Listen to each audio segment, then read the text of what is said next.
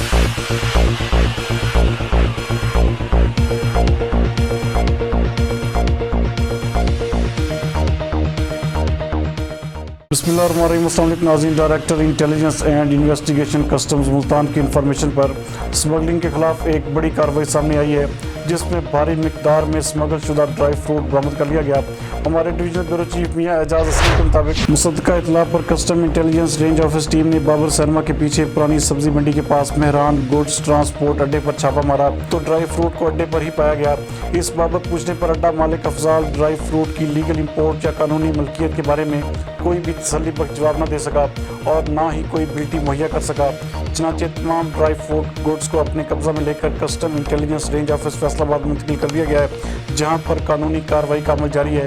इब्तदाई तखमीने के मुताबिक इन तमाम अशिया की मालियत तकरीबन 11 करोड़ 74 लाख और 26,000 रुपये बताई जा रही है।